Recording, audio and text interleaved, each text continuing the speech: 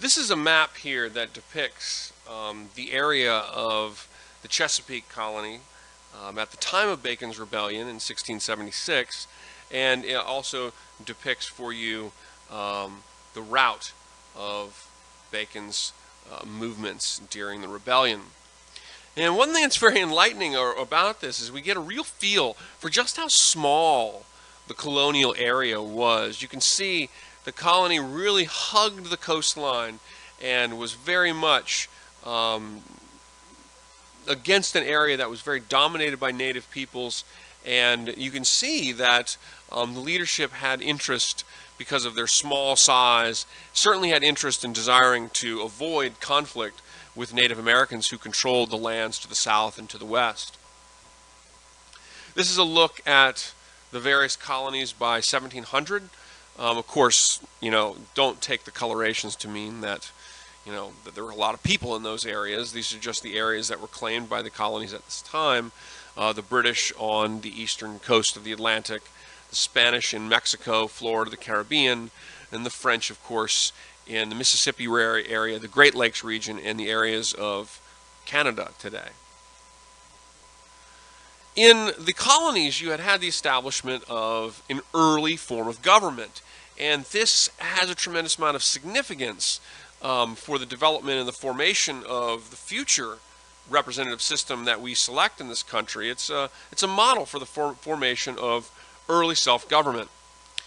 The House of Burgesses had a governor and a council of burgesses and a general assembly.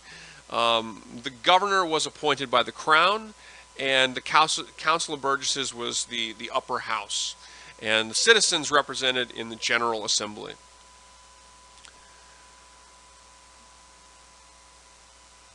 This here, depicted here, is the Williamsburg State House in this image. The first State House was in Jamestown, and the second State House is constructed in Williamsburg.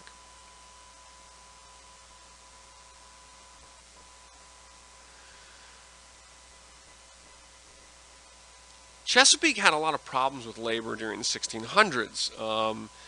There were an increasing number of free servants. The free servants who were indentured, who formerly indentured, or were small landowners, they need land, they need more land.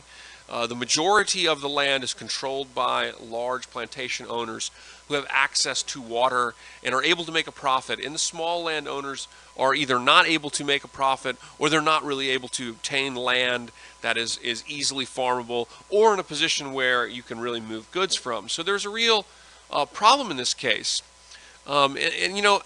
Virginia had lots of land, but the problem is there was a concern by the Burgesses, who was run really by large plantation owners, large landowners at the time, and they wanted to maintain the status quo because they had kind of had a good thing going.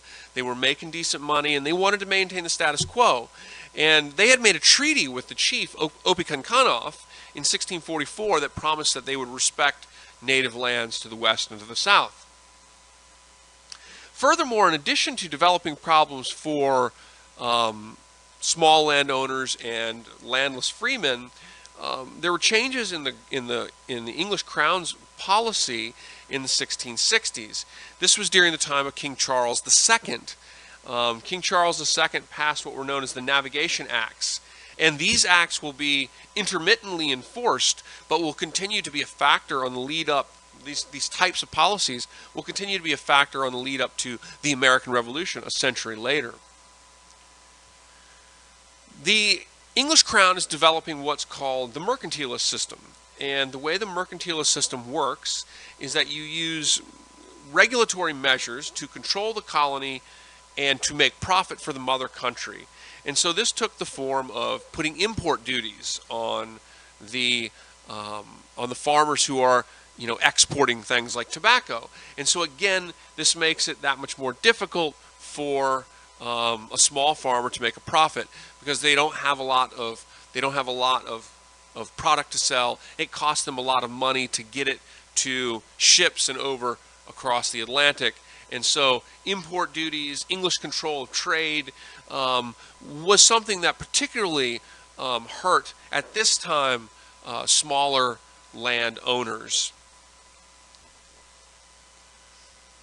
Bacon's Rebellion is really a watershed moment in the Virginia colonies, and at the same time, there's also King Philip's War, which is fought in the New England colonies of Massachusetts Bay. Bacon's Rebellion was fought in 1676, and it was a result of a colonial policy that increasingly seemed to work against small farmers and landless freedmen. Governor Berkeley and King Charles II had insisted on restricting western migration, and this was largely because of the conflict that was had with natives, and this cost a lot of money and lives to the colony.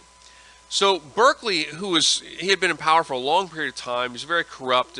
He was awarded beneficial lands and grants, and he's part of a large landed elite. And really, in 1870, only landowners could vote, and so there's a segment of the population that seems very alien. That feels very alienated.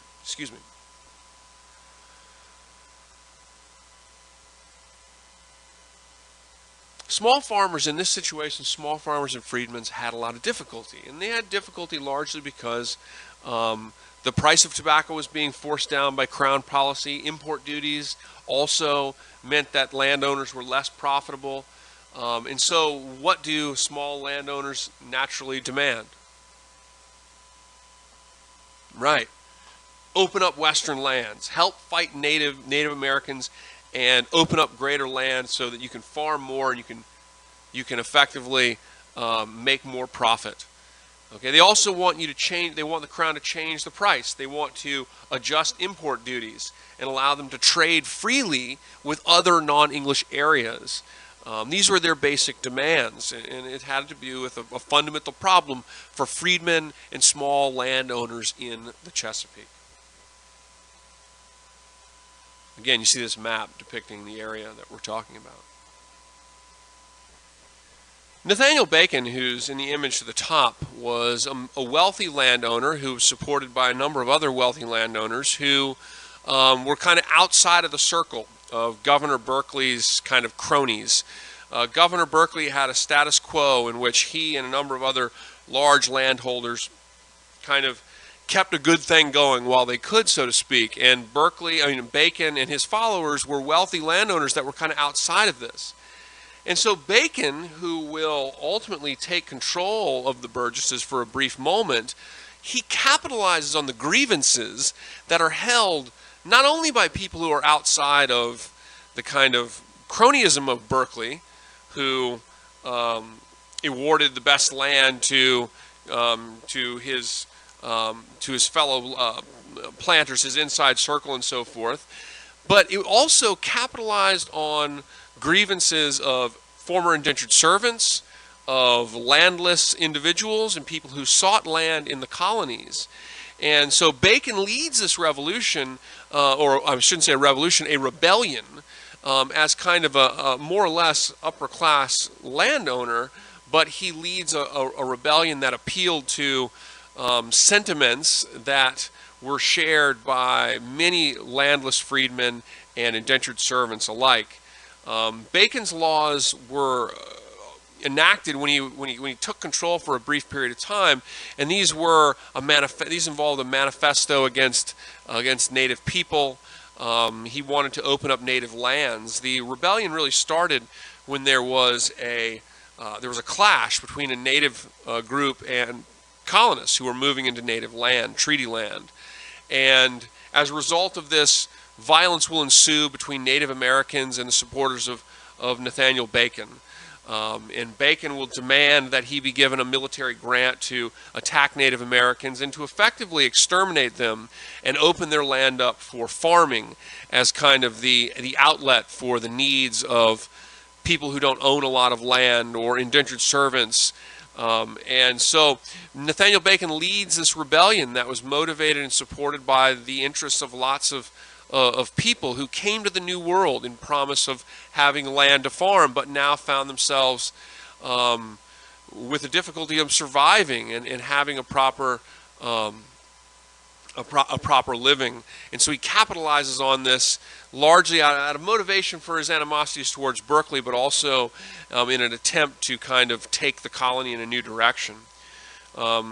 Bacon's rebellion resulted in an attack not only on Berkeley's establishment, but also an attack on native settlements throughout the area.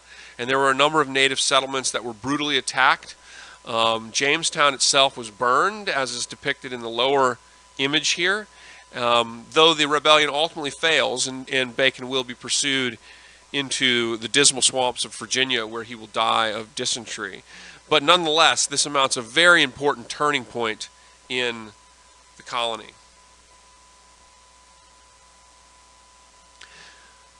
Bacon's rebellion encouraged planters in the Chesapeake and Virginia colony to begin the increased use of slaves, which lessened the chance of internal revolt. And this is simple because slaves typically don't become free.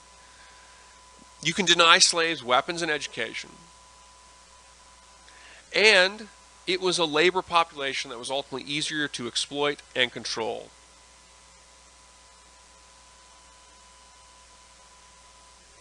And so Bacon's rebellion is really very fundamental in the colonies. It marks a shift in the southern colonies from indentured servitude to a much more widespread use of slavery in the colonies, which of course has long-term lasting significance for the development of the United States and ultimately of the Civil War and of all kinds of issues with racial inequities in the country today.